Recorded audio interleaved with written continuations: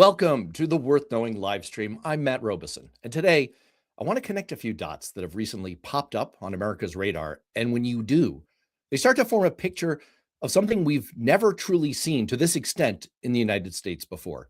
Big money, huge amounts of money from corporations and from the exploding elite segment of American billionaires, taking direct control of our government and driving monumental decisions about what direction we take as a country, where our resources go, what our laws are, and who those laws apply to. This is not just putting a thumb on the scale for preferred candidates, but throwing away the scale and picking the candidates, or becoming the candidates, or becoming unelected senior government leaders who then channel government money and power back to their affiliated interests, which further enriches them, which only increases their grip on American government in a cycle that's getting increasingly hard to interrupt. We have an outstanding guest today that I'm going to bring on in just a moment to talk about the kerosene that got this fire going, and that has continued to be an accelerant. But I first want to lay out just a few of those dots. One change is the incredible rate at which we've been minting new billionaires and other ultra wealthy Americans. The number of billionaires in the United States has grown exponentially from just 13 in 1982 to over 900 by last year. Beyond them, the share of U.S. wealth owned by the top 0.1%, that's not the 1%, it's 0.1%. So that's people who have about $60 million or more of net worth, has grown 59% in the last 4 decades. By the end of 2024, the bottom half of households in America, 66 million of them, had $4 trillion of combined wealth. America's billionaires held about $8 trillion in wealth, almost double. And yes, I know I just threw a lot of numbers at you, so we should probably give our usual disclaimer. Nerd alert! It was my understanding that there would be no math. I don't even know what that means. No one knows what it means, but it's provocative. The point is that fears that the wealthy exert too much power are as old as the Republic. And it's been a recurring theme in more modern politics, from Al Gore's slogan in the year 2000, the people versus the powerful. That's a real thing. You can look it up. To Bernie Sanders' much caricatured refrain about millionaires and billionaires. But until very recently, the actual number of millionaires and billionaires and the amount of actual money they had at their disposal to funnel into politics was relatively small. Now it's not. Back when I was a congressional chief of staff and ran campaigns, you would definitely make big donors a cornerstone of your fundraising strategy, but you were fishing in a relatively small pond. Not anymore. The second dot that we should connect is how much of this incredible wealth is flowing into politics. A New York Times analysis that ran just yesterday revealed that in the 2024 election cycle, almost 20% of federal campaign donations came from just 300 billionaire families. Now, when Al Gore was running for president and saying he was all about the people versus the powerful, the share of money going into elections from the powerful, from billionaires, was just 0.3%. So it's risen 60-fold in the last quarter century. Let me tell you, as a reformed campaign manager, that when a fifth of all the dollars out there are coming from 300 families, that's 300 phone calls you have to pay attention to those donors. I mean, sure, you could ignore them, but there's a natural selection effect here. The candidates that solicit and line up with the billionaires get more funding, tend to be more successful. And the ones that ghost them or run against them don't. It doesn't take that many cycles before your political class starts to reflect the priorities of your billionaire class. But that's just a simple version of it, because the New York Times also shows that in many cases, the billionaires are simply flooding races with so much money that they're essentially picking the winners. And that's particularly true in mayor's races and state legislative races and school board races that just don't cost that much to buy. And even that's just the light version, because in some cases, the billionaires have decided to skip the middleman and become a candidate themselves, or just colonize the government by joining the senior levels of the Trump administration. 12 of his current cabinet officials are billionaires. They have like $500 billion of wealth. And that's to say nothing of the other ultra wealthy or relatively wealthy people with strong corporate ties that Trump has brought into key layers of the administration. And that's where the third dot comes in, because ProPublica just published an investigation into the web of financial ties between Trump officials and the industries they help regulate, in which they looked at more than 1,500 Trump appointees, including former lobbyists, industry executives, and at least a dozen officials who declined to identify their former clients at all. In just one example, Steve Feinberg, now Deputy Secretary of Defense, formerly ran Cerberus Capital Management, which owns companies receiving Pentagon contracts tied to the $151 billion Golden Dome missile defense project. And he still has ongoing relationships with Cerberus. Corrupt as hell? Of course. But it also speaks to the connection between individual wealth and corporate wealth and how all of that money enters into a flywheel that makes the rich richer and gives them more assets to pour into politics, which makes them even richer. And it also connects to our fourth dot, the Epstein files. I'm not going to dwell on this one. We've talked about it plenty. But I would argue that the biggest revelation coming out of the Epstein files is not that Donald Trump is in them, or that he appeared more than 1 million times in them, or that his Department of Justice tried to black out his name 950,000 times. It's the bigger picture of the elite wealth ecosystem where financiers, tech executives, politicians, academics, and celebrities mutually backscratch their way to benefit themselves in ways that almost all of us can never access. And that brings us to our final dot. How did we get here? Yes, we have a lot more wealthy people and a lot more politically active corporations than we used to, but we also have a legal construct that's enabled them to so brazenly funnel that money into politics. I want to read you a quote from that New York Times story. The increasing influence of the ultra-wealthy in U.S. politics has troubled Mark Roscoe, a former Montana governor who served as chair of the Republican National Committee in the early 2000s. He recalled an era not long past when donors were reluctant to contribute too much to political campaigns to avoid being perceived as purchasing influence. And because the law imposed limits on individual donations. Now he said the country is on the verge of becoming a place where the wealthy people are able to spend millions of dollars to essentially direct how the government runs without breaking any laws. Quote, "Does any reasonable person on the planet think that's appropriate?" he said. What changed in the law was a set of decisions commonly referred to as Citizens United. So I want to start with that final dot and work our way back through the rest of the story with today's guest, Tiffany Muller, the president of the advocacy group End Citizens United. Tiffany, welcome. Thanks so much for having me on today. I'm thrilled to have you. There's never a good time for this topic, Never. right? We're Never. overwhelmed by war and the economy and the Trump outrage du jour and whatever thing is splashed across our screens. And yet this is sort of the background app running across our politics and our government that's been slowly draining it of its function and its vitality. I want to start by asking, you've been running End Citizens United for a decade now, by my count. It's true. The gray hairs show it. The gray hairs show it. Oh, you got a ways to go to catch up to me, my friend. Is something fundamentally different now in terms of between massive wealth, either individual or corporate, and political campaigns and our government? Has something really changed? I mean, the sheer size and scope and scale of the problem today is unlike anything we could have imagined 16 years ago when Citizens United was decided. And we knew it was going to be a really horrible decision, right? And for all the folks listening who don't know kind of the simple take on Citizens United, it was a January 2010 Supreme Court ruling, and it was decided in a 5-4 ruling with the conservative majority, saying that corporations are people and money equals speech. And basically what it allowed for the first time in 100 years is for corporations to be able to spend unlimited money to influence elections. That then got expanded out to individuals being able to expend unlimited dollars to help elect candidates. And we've seen really the rise of both super PACs and special interest and billionaires taking over our system.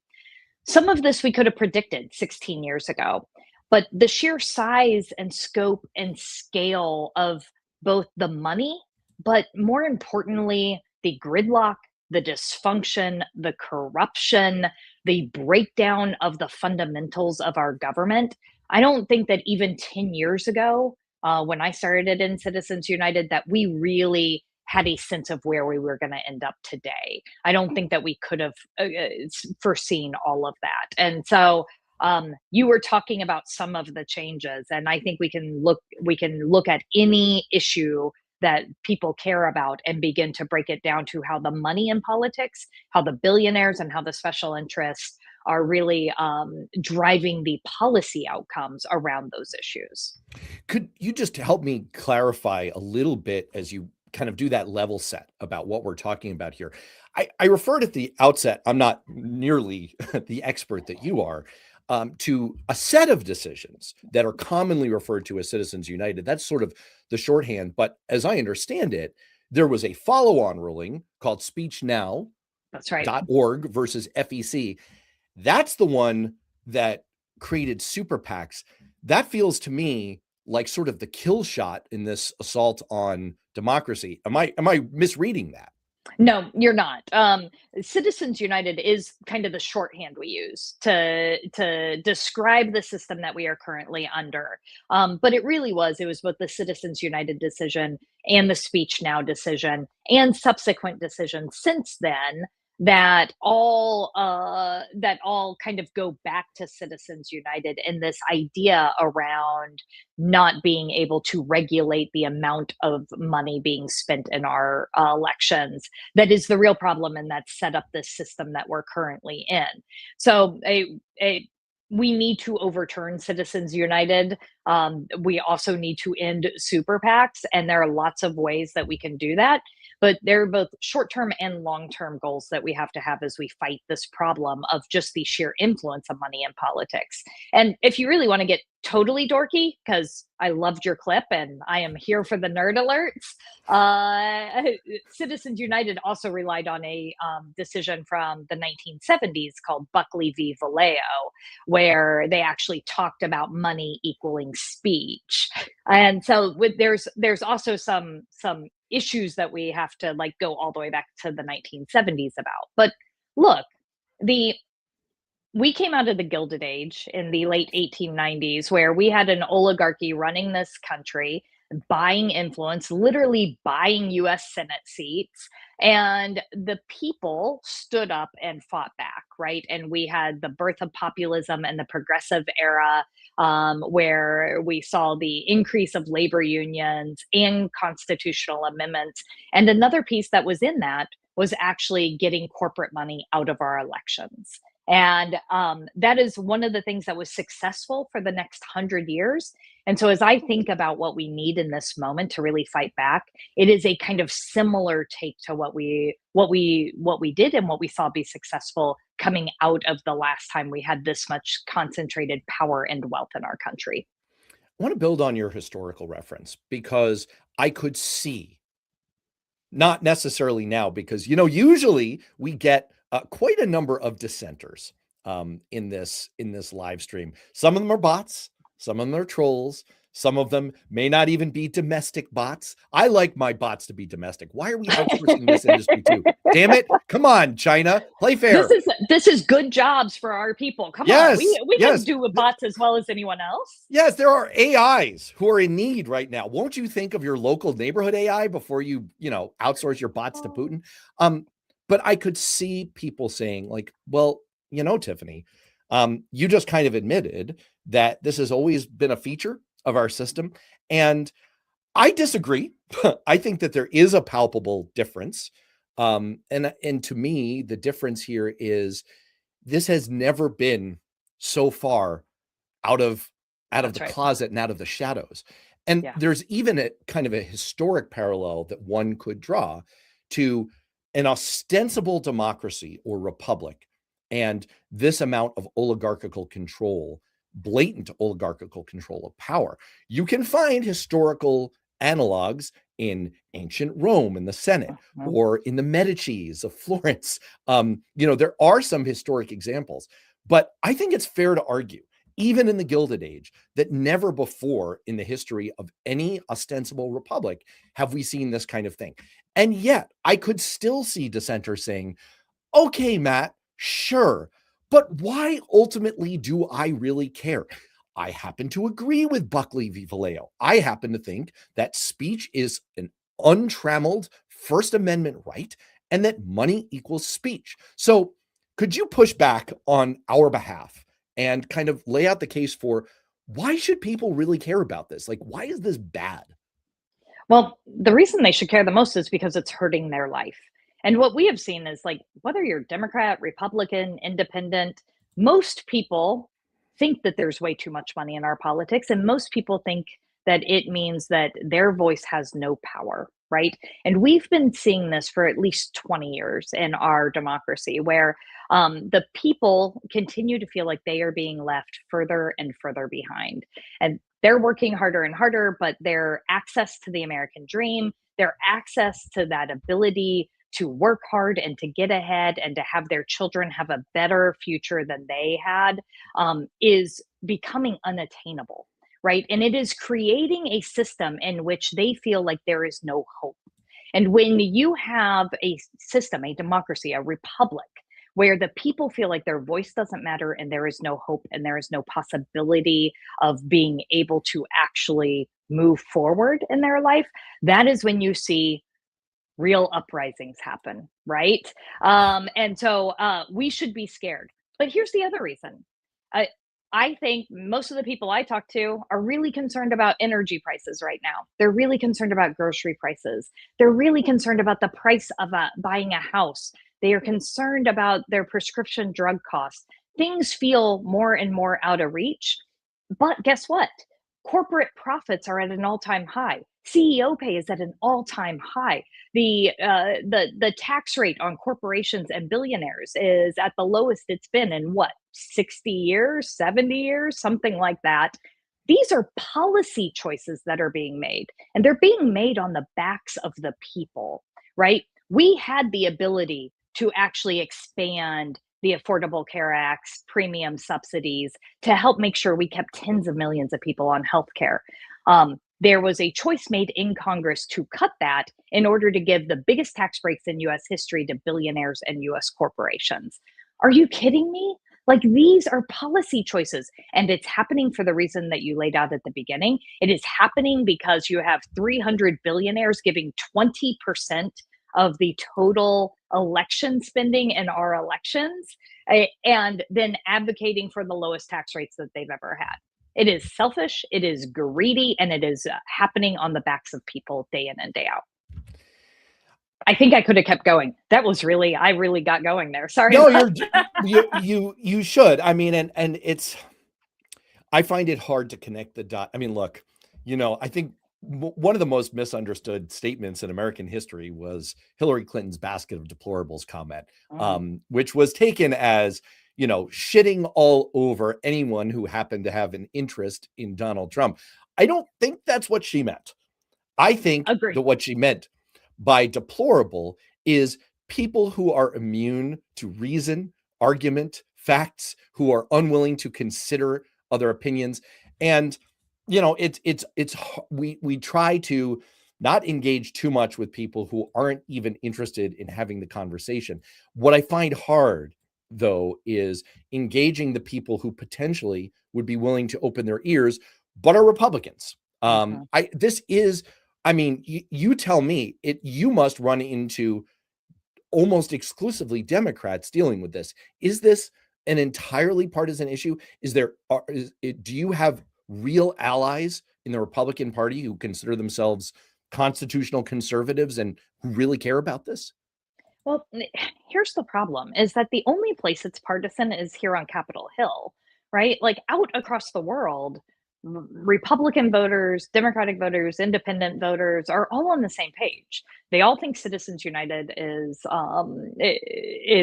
should be overturned. They all think there's way too much money in politics, and they all feel like those with concentrated wealth have concentrated power in our country. And they're all right? Like, they are not wrong. And up until just the last 15 years, these issues were always bipartisan. I mean, if you look at the last major campaign finance changes that were passed in 2002, it was the McCain-Feingold Act, right? And it was led by both Democrats and Republicans in both the House and the Senate. The Voting Rights Act It was the last time it was reauthorized was 2006 with a vote 96 to nothing in the Senate. Nowadays, you can't even get a single Republican to co-sponsor the reauthorization of the Voting Rights Act. So this is about money, but it's also about access to the ballot box. It's about other fundamental foundational elements of our democracy that right now the Republican Party has decided that if they continue to rig the system so that they get more big money into the system, they will win more elections.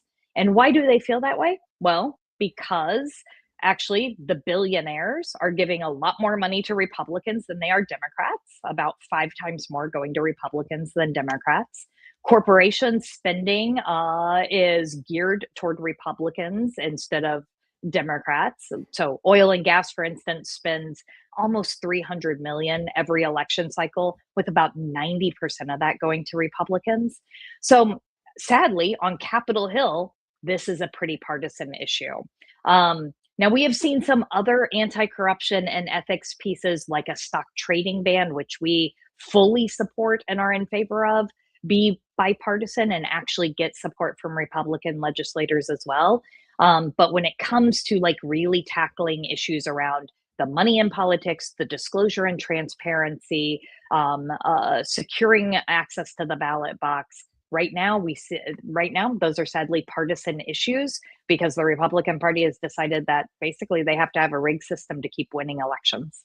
I will say this is conspiracy Matt putting on my hat for I like conspiracies. 10 seconds. Yeah, I'm going to cover up my gray for a moment to say, normally at this, I even warned you about this before we jumped on together. It's like, look, we get some dissents and some of them are trolls, but we get some dissents in here. And I have to say we're getting none, which makes me awfully suspicious about what algorithmic throttling this is undergoing as part of a live stream on YouTube owned by Google. I shouldn't say those things out loud because there's probably some kind of an algorithmic monitor happening right now. We finally got a dissent here from Coast Cider 7645 saying that real ID is insufficient voter ID, which is an opinion that I'm fine with. People can have that opinion, but at least I know that some people are getting through, or some bots are getting through, or something. So I'm awfully. I think it's just because I'm that good, Matt. They just agree. Yeah, everyone's on the same page. But that's the thing, right? Is that everyone's on the same page. This is not a what pollsters or like highfalutin political scientists would call a valence issue. This does not divide people. People fundamentally agree about all this, and yet you're fighting an uphill battle. Let me ask this about End Citizens United specifically.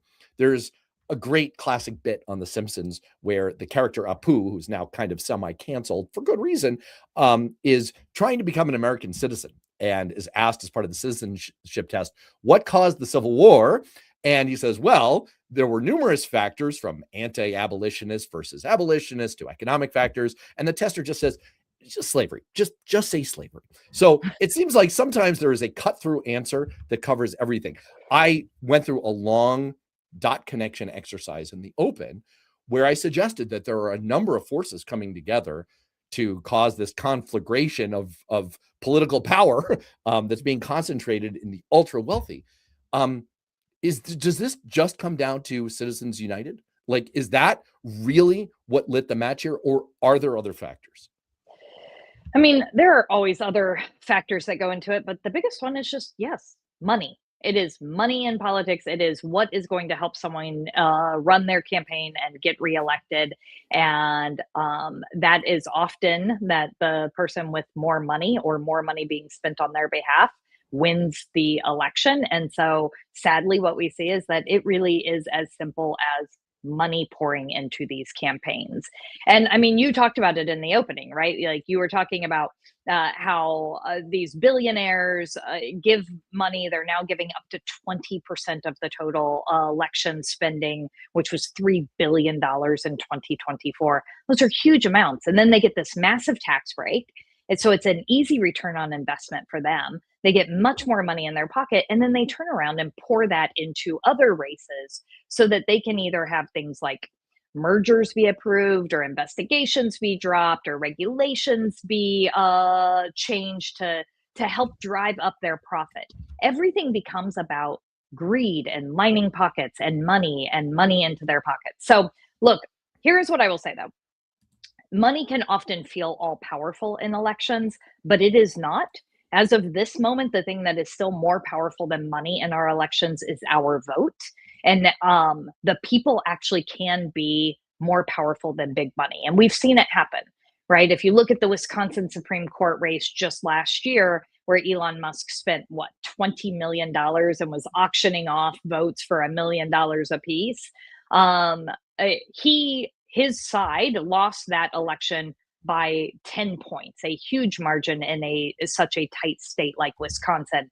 And part of it was that just the sheer influence of big money in that race became politically toxic.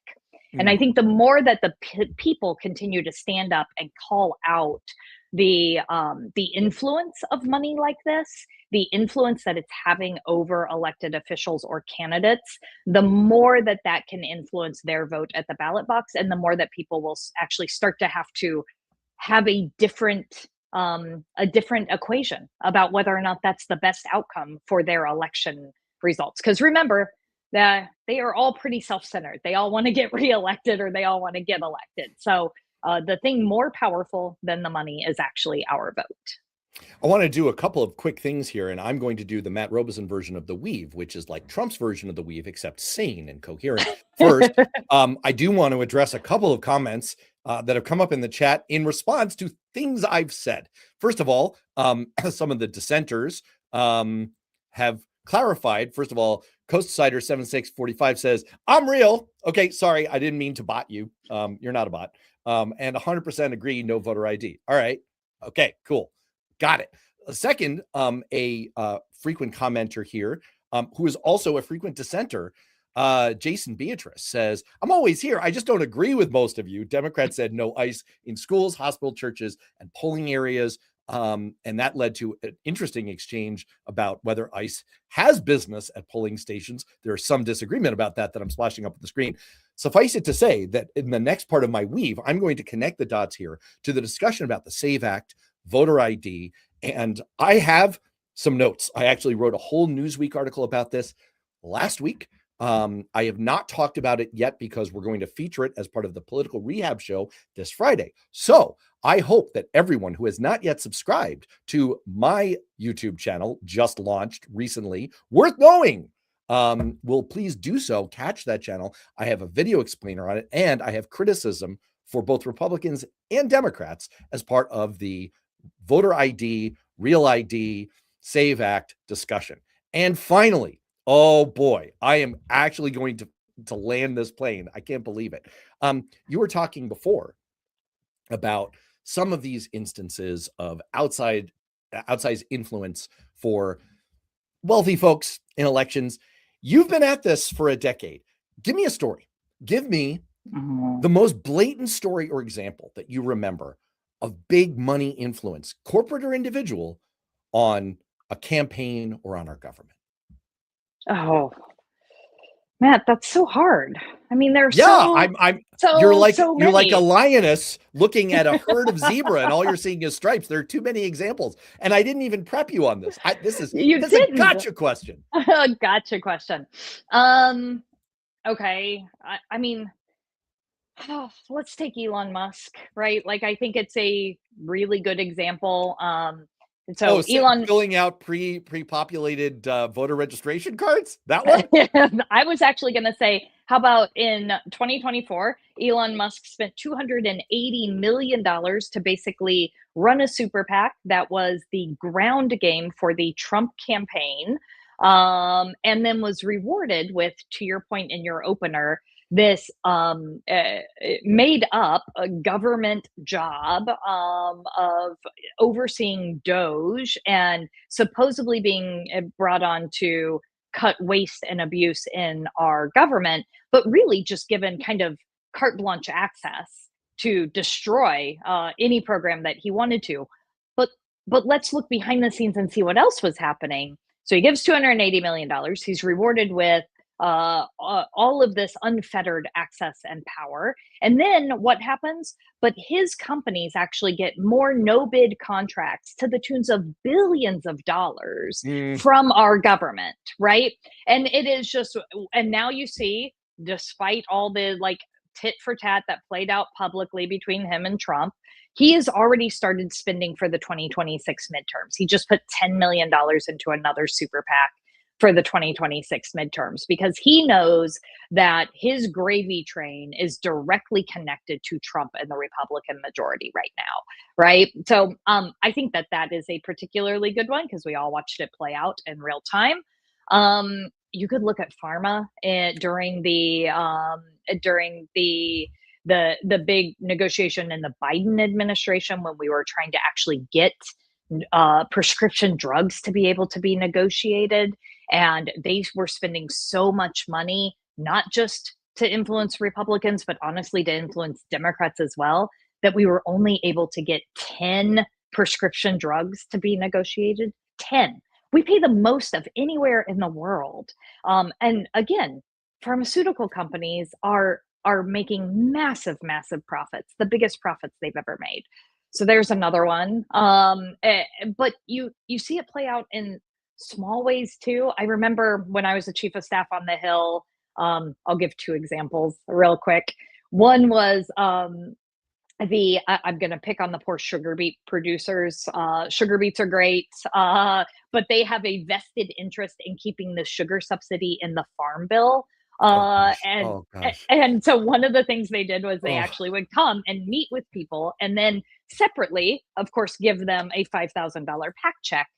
And so one of the newer Democratic members had met with them, had a great conversation, and then had gotten this money, but then voted against the sugar subsidy in the farm bill. And they called and they were like, "What are you doing? We came and we met with you and we gave you this money and then you voted the wrong way." And he was like, "Oh no, that is definitely not how this works. You can take your money back. And by the way, I'm no longer taking any of this kind of money because that's the pay to play politics. That is the legalized corruption that this town runs on day in and day out." So those are just a few examples. There are so many more.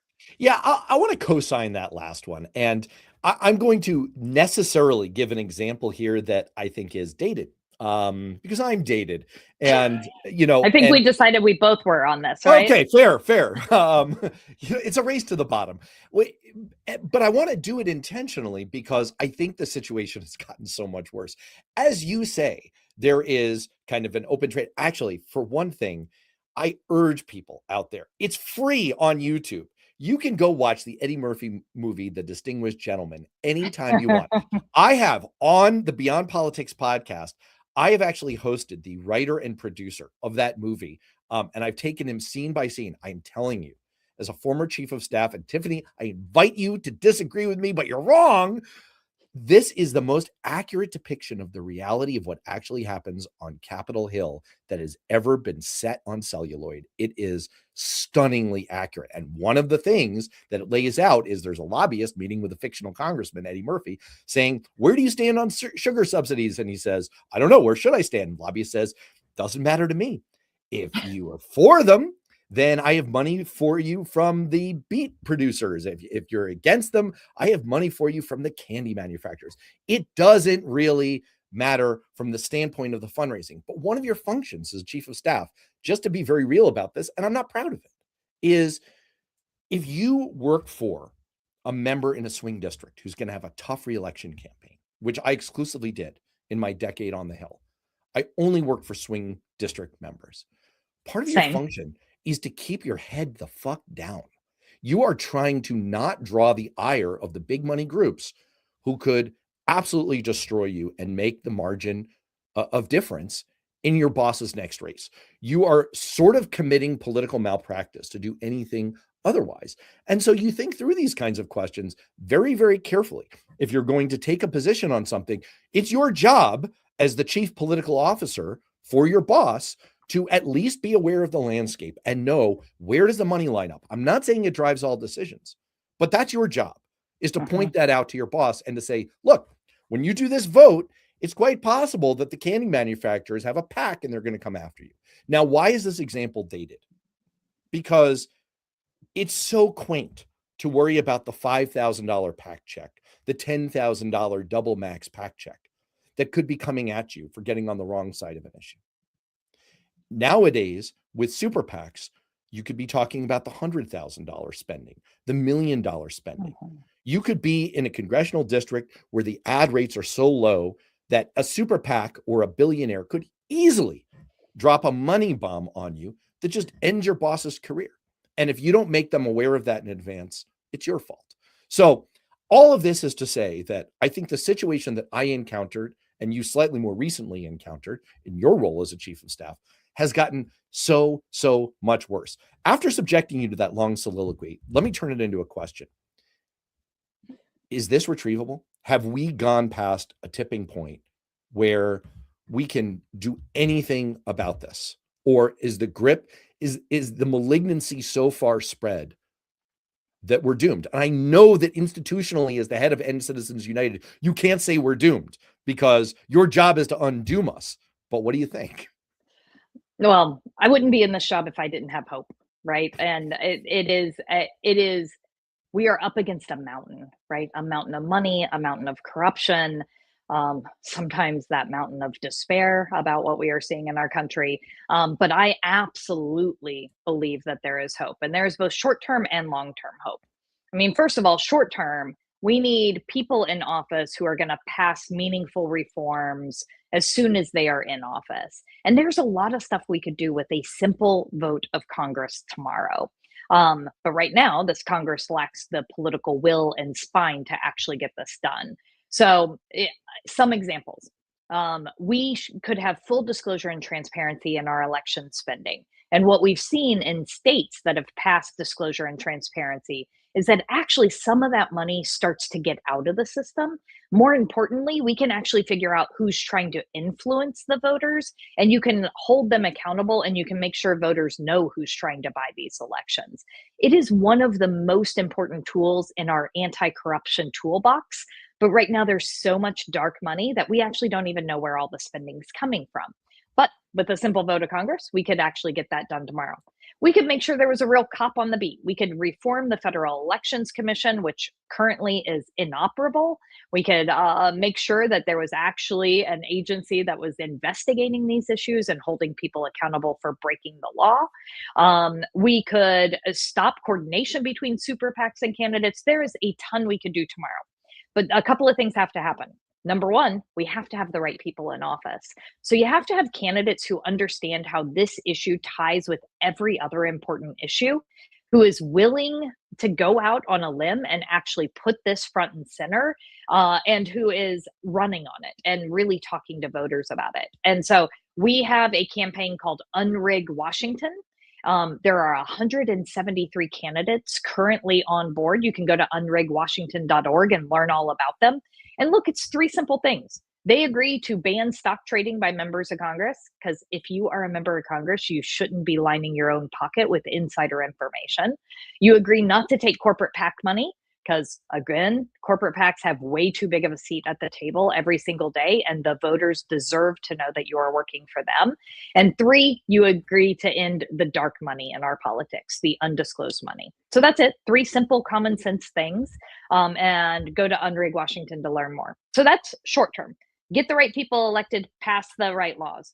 Long term, we need to reform the Supreme Court, and they either need to reverse themselves or we need to pass a constitutional amendment. Those are big things. But look, we have seen that the American people want there to be reforms for the Supreme Court. They understand that right now the Supreme Court is actually acting like a wing of a political party rather than the highest court in the land. They also understand that we need to overturn Citizens United. So over 20 states have already passed ballot measures that instruct their members of Congress to do everything possible to overturn Citizens United. So we need to just keep going and keep building that movement.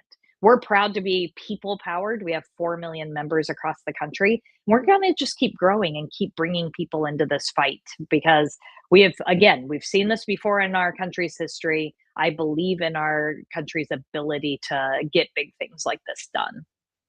I'm going to, at the risk of being an absolutely awful host, like the pits, the worst, I'm going to push you a little bit.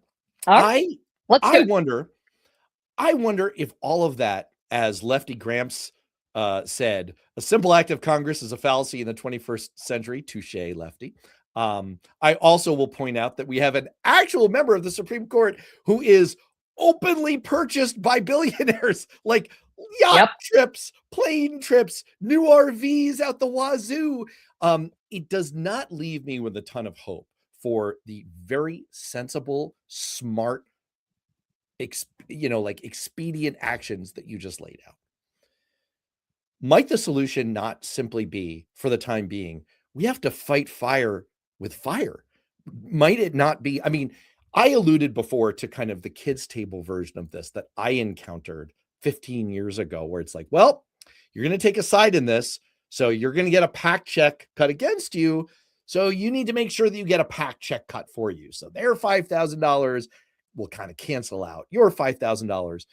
Isn't there a thermonuclear weapon version of this in the age of super PACs and billionaires, where it's like, maybe our billionaires need to line up against their billionaires.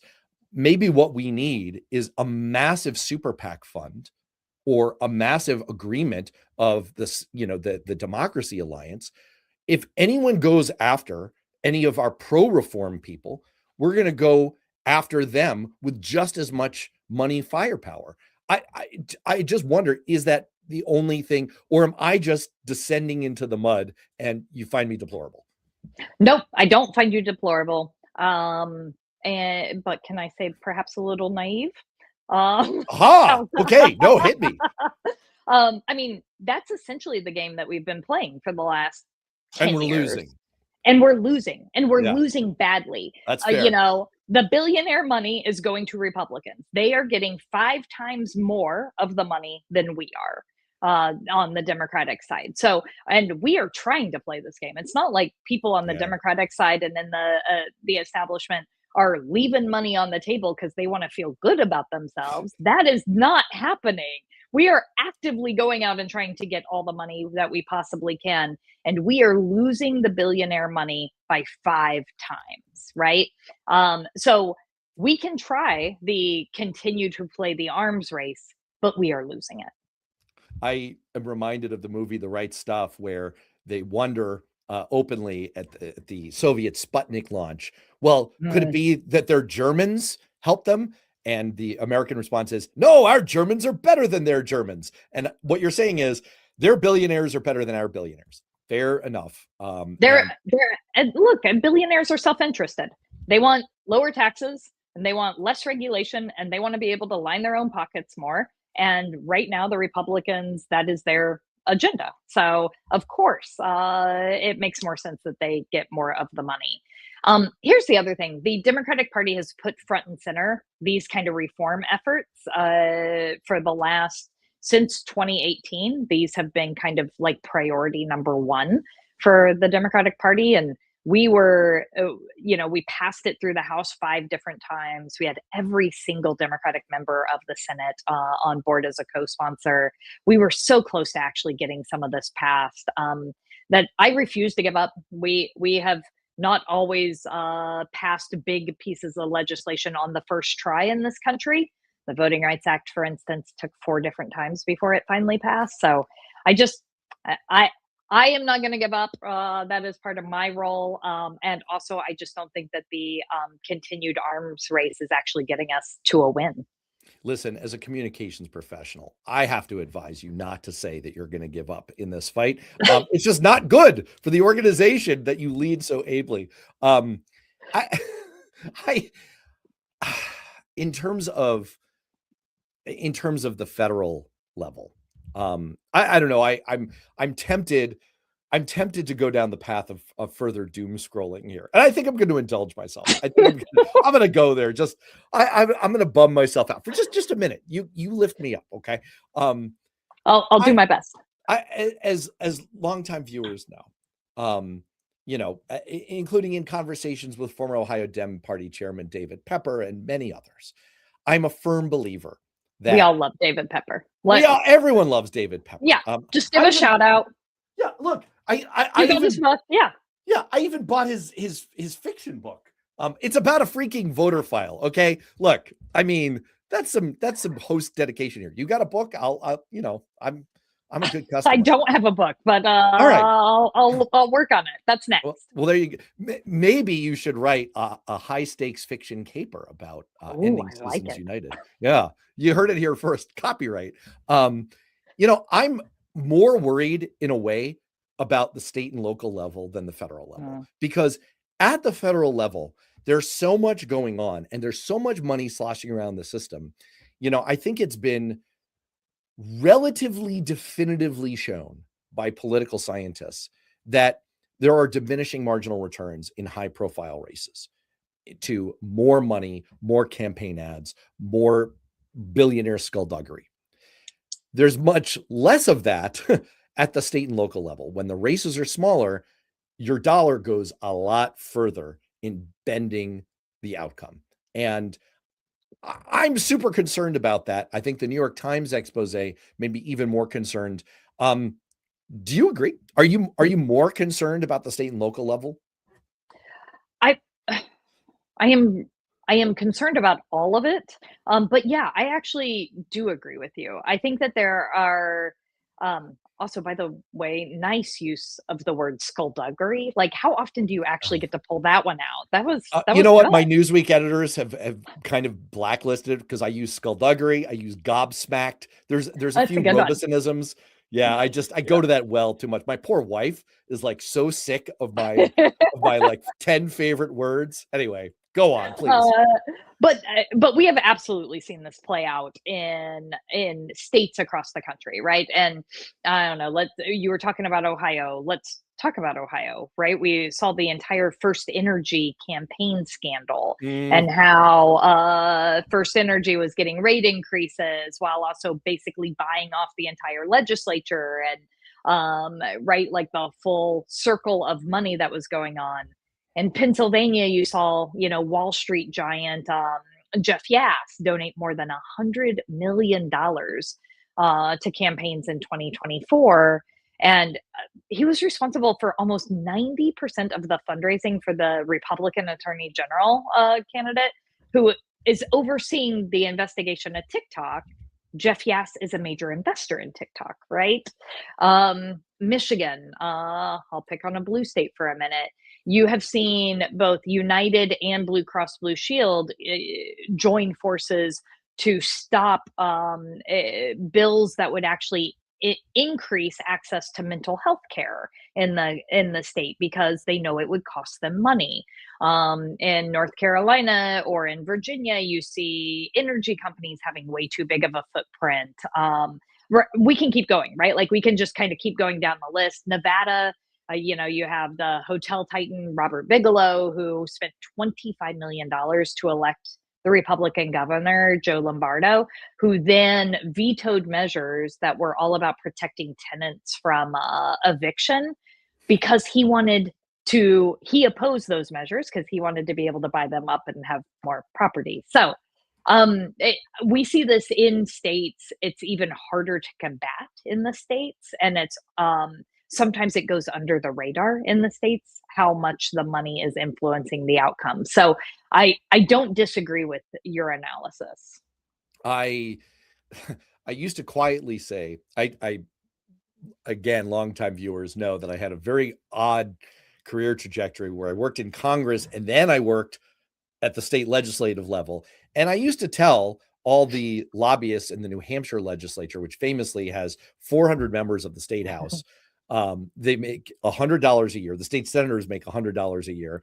It's like, I don't know, somehow the state does pretty well. I don't understand. But I used to tell people, it's like, you don't understand how easy it would be to just buy this whole legislature for nothing. To buy, like these state house members spend like $5,000 or $10,000 on their election. You get an absolute majority out of 200 of them. Like this is cheap. This is not hard. And I think you've seen like some of the worst things, and I've written about this in Newsweek, some of the worst things you've seen happen at the state level in the last decade are sort of the unregulated, untrammeled legalization of gambling in our pockets, cannabis on every street corner. Why?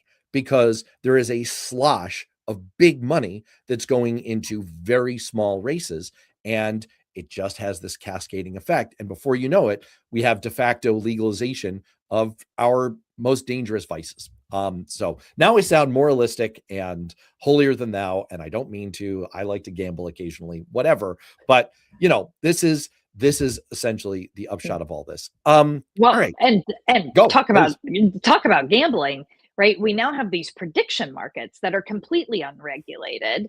And I don't know if you have followed this, but like my understanding, and I don't dabble, but you can Can I bet guess? on Can I guess where you're going? Could we do like 5 seconds of telepathy? Okay. We've not prepared this. We've not prepared this, right? Okay.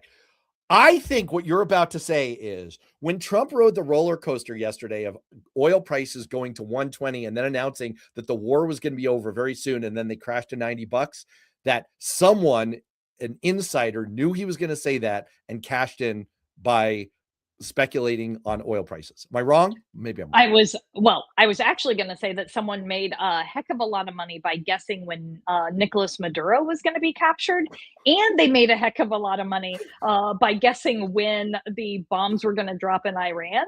And like, I mean, these are insiders in the administration making tens of thousands of dollars on these prediction markets with insider information because it's all completely unregulated.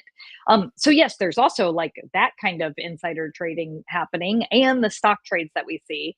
But these prediction markets also are things like, well, I think Nicolas Maduro is going to be captured on a Tuesday at 7 p.m. And if I guess right by chance, I just happen to get $46,000 or something like that. And this is the kind of like manipulation and corruption we're seeing happen on a daily basis now.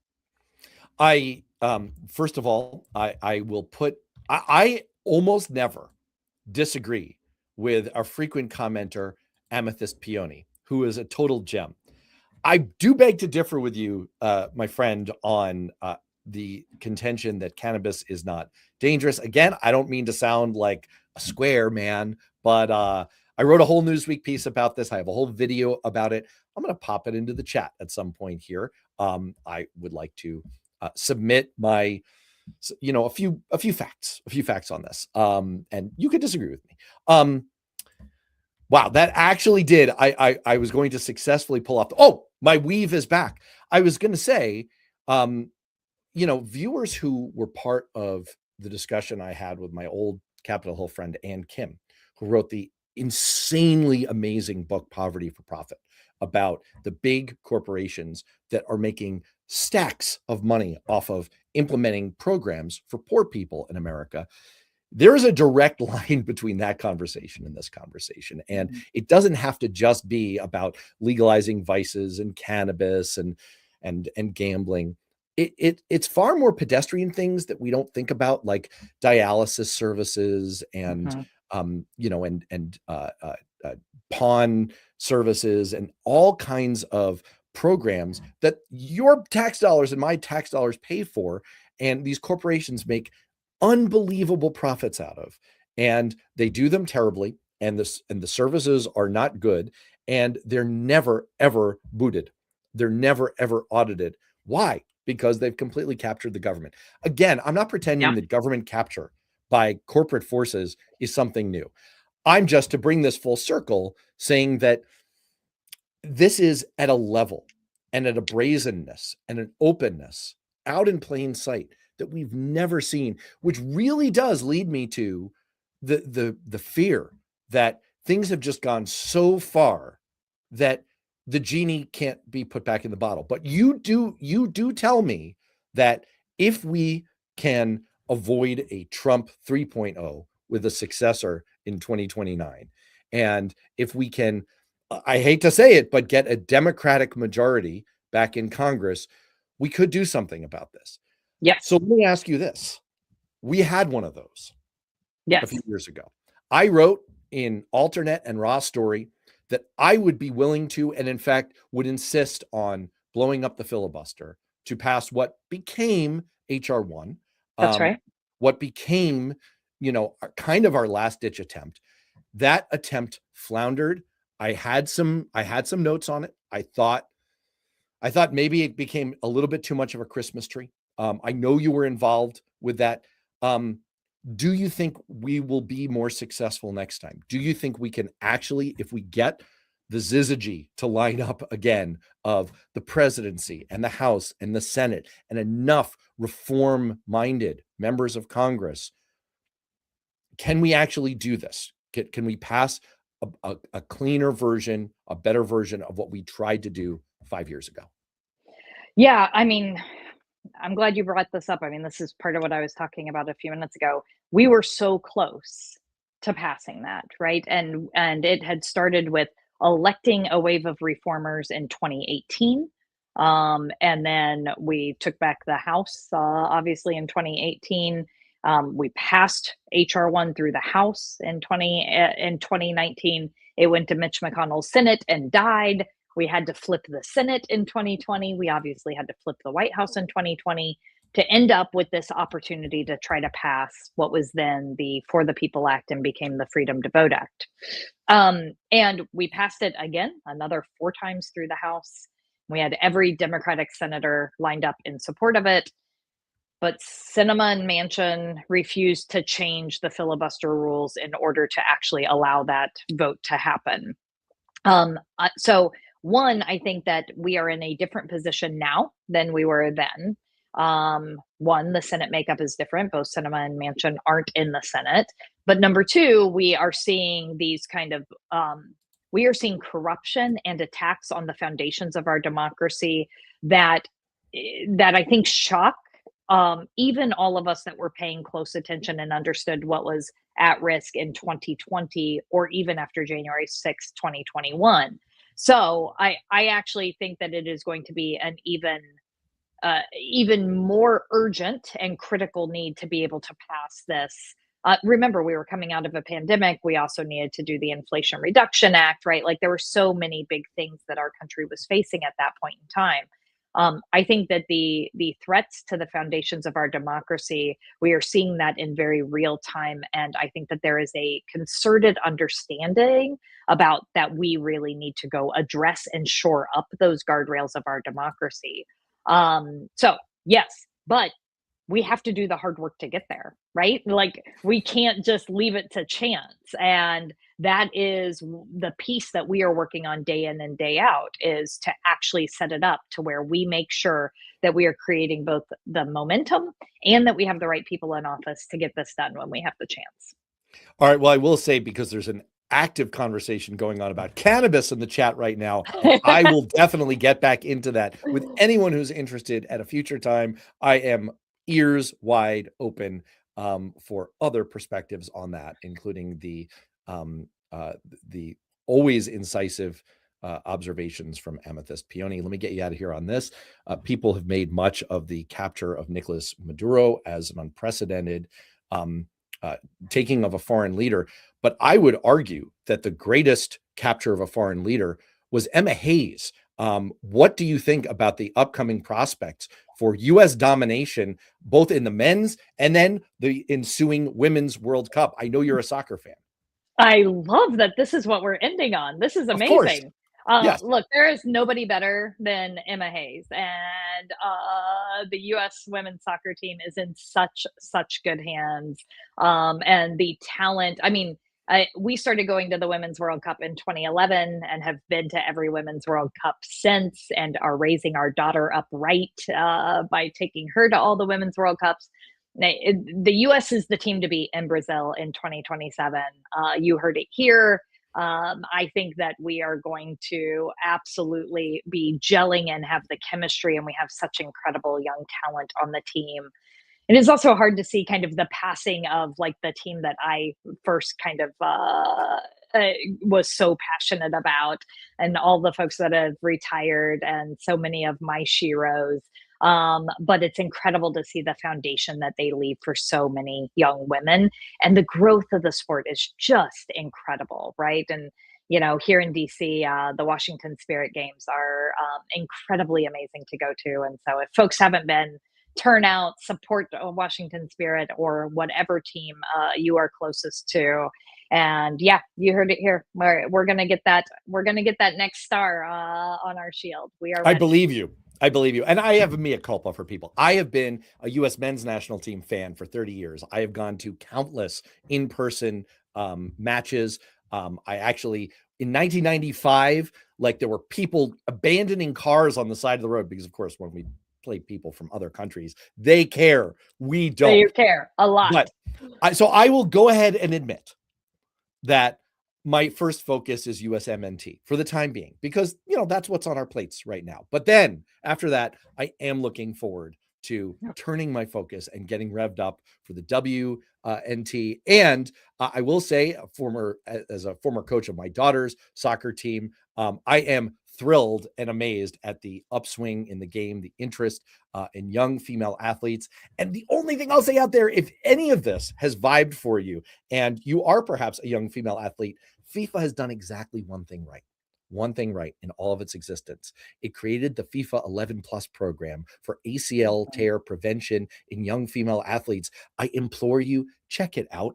It is so effective. We don't have to have the scourge of ACL tears in girls that we are currently seeing. It's preventable. It's avoidable. So do that and stay away from cannabis, whatever Amethyst says. My goodness. Yeah. Okay. Lefty, listen, I'm not a cannabis hater. I just, I have some stats that disturb me, but we'll get into that another time. Tiffany, absolutely delightful to have you on the show. I really appreciate it. And looking forward to having you back eventually someday when we're finally going to talk about reefer madness, when we talk about billionaire madness. I'm looking forward to getting there with you. Well, as am I. I'm happy to come back anytime. Thanks so much for having me on. And if anyone wants to check us out, you can go to endcitizensunited.org and please come join the fight. Absolutely. And I'm splashing that up on the screen. They do take donations, folks. And I know there's a little irony in that, but goodness knows it is worthwhile and a very, very worthy cause. And I will say, as I kind of promoted earlier, we do have a new episode of the Political Rehab Show coming up on Friday. So for all those who haven't subscribed yet, please do. Worth knowing on YouTube. And in the meantime, whether it's this Friday, next week on the live stream, we might have the ProPublica reporters on next week to talk about their deep dive into that database of Trump admin people. So I hope people hang on for that. In the meantime, stay safe, be well. We'll see y'all soon.